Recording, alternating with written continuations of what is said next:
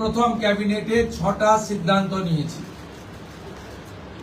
প্রথম, পশ্চিমবাংলার গণতন্ত্রের যে মহোৎসব হলো, দীর্ঘদিন বাদে মৃত্যুহীন, ভয়মুক্ত, অবাধ নির্বাচন গোটা ভারতবর্ষ কেন গোটা পৃথিবীর মানুষ দেখল। তাই একটা প্রদেশের নির্বাচন নিয়ে আজকে বিশ্বের বিভিন্ন সংবাদ মাধ্যমে আলোচনা হচ্ছে। তাই আমরা প্রথমেই বাংলার জনগণ তথা 93% ভোট প্রদানকারী ভোটারদেরকে নতমস্তকে কৃতজ্ঞতা জানালাম। সাথে ভারতের নির্বাচন কমিশনের নিয়ন্ত্রণাধীন ভোট কর্মী, গণনা কর্মী, বাইরের রাজ্য থেকে আসা অবজারভার, কেন্দ্রীয় সুরক্ষা বল, রাজ্য পুলিশ, কলকাতা পুলিশ, সংবাদ মাধ্যম, নির্বাচনে প্রতিদ্বন্দ্বী রাজনৈতিক দল, প্রার্থী, প্রত্যক্ষ পরোক্ষভাবে এই এত বড় কর্মযজ্ঞে অংশগ্রহণকারী প্রত্যেকের প্রতি এই ক্যাবিনেট কৃতজ্ঞতা জ্ঞাপন করে। দ্বিতীয়, আমরা যাদের আত্মবলিদানের মধ্য দিয়ে বিজেপি সরকার প্রতিষ্ঠা হয়েছে, সেই ভারতীয় জনতা পার্টির অকালে ঝরে যাওয়া 321 জন যারা আত্মবলিদান করেছেন, তাদেরকে শ্রদ্ধার সঙ্গে স্মরণ করেছি, সমবেদনা জানিয়েছি। তাদের পরিবারের প্রতি এই সরকার দায়বদ্ধ। তারা যেমন হত্যার বিচারও আশা করেন, তা আমরা দেব। সাথে সাথে এই পরিবারগুলির সামাজিক এবং অন্যান্য কল্যাণকর সমস্ত দায় দায়িত্ব আমরা এই সরকার কাঁধে তুলে নিলাম। আমাদের দেশের সুরক্ষার প্রশ্ন, পশ্চিমবঙ্গের সুরক্ষার প্রশ্ন এবং যেভাবে জনবিন্যাস বদলে গেছে, আজকে আমরা প্রথম দিনই আমরা কেন্দ্রীয় স্বরাষ্ট্র দপ্তর তথা বিএসএফ এর সীমান্ত সুরক্ষিত করার জন্য জমি ট্রান্সফার প্রক্রিয়া আমরা আজকে অনুমোদন দিলাম এবং আজ থেকেই ল্যান্ড ট্রান্সফার প্রক্রিয়া শুরু হবে। ভূমি ও রাজস্ব সচিব তাকে এবং মুখ্য সচিবকে দায়িত্ব দেওয়া হলো 45 দিনের মধ্যে বিএসএফ এর প্রয়োজনীয় জমি হস্তান্তর সম্পূর্ণ করতে হবে, যা আমাদের কেন্দ্রীয় স্বরাষ্ট্রমন্ত্রী নির্বাচনের আগেই বলেছিলেন। এই কাজটা আজকে প্রথম ক্যাবিনেটে আমরা করলাম। মাননীয় প্রধানমন্ত্রী নরেন্দ্র মোদীজি তিনি বলেছিলেন প্রথম ক্যাবিনেট মিটিংয়ে আমরা আয়ুষ্মান ভারতে যুক্ত হব। আমরা আয়ুষ্মান ভারতে যুক্ত হলাম এবং সংশ্লিষ্ট দপ্তর, কেন্দ্রীয় স্বাস্থ্য দপ্তরের সঙ্গে প্রয়োজনীয় যে এগ্রিমেন্ট, অন্যান্য যে বিষয়গুলি রয়েছে, সেটা স্বাস্থ্য সচিব, মুখ্যমন্ত্রীর দপ্তরের উপদেষ্টা এবং মুখ্য সচিব মিলিতভাবে অতি দ্রুত সম্পন্ন করবেন। অর্থাৎ আজ থেকে মাননীয় প্রধানমন্ত্রীর ঘোষিত পশ্চিমবাংলার মানুষের প্রতি যে কমিটমেন্ট আজকে ভারতীয় জনতা পার্টির ক্যাবিনেট সেটা সম্পূর্ণ করল।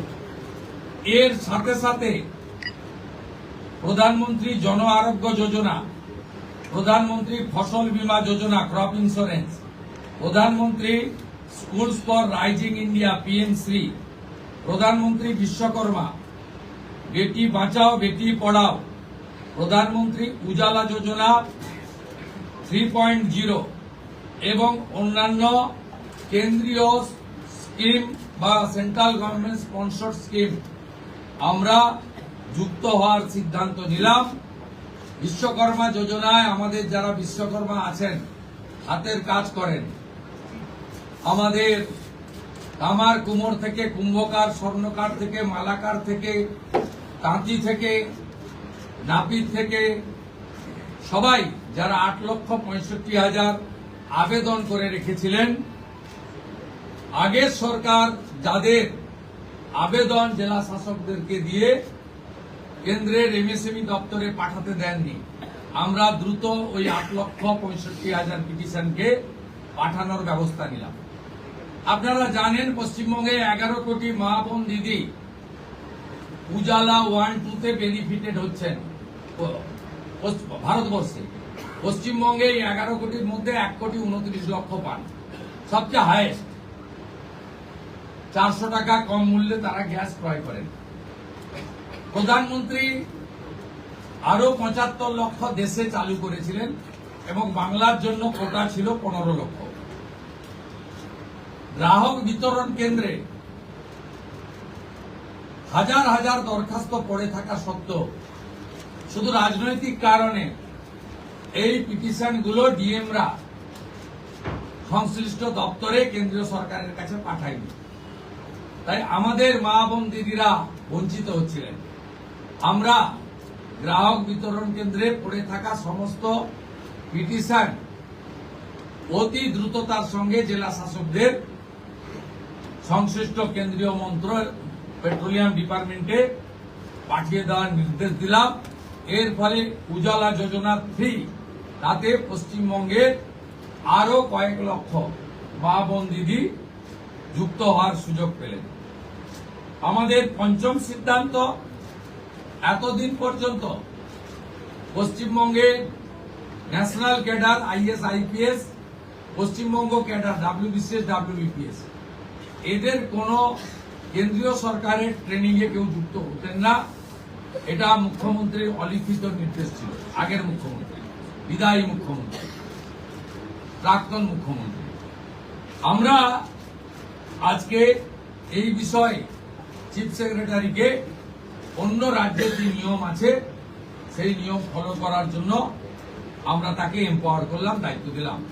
সাথে সাথে শুনলে অবাক হয়ে যাবেন,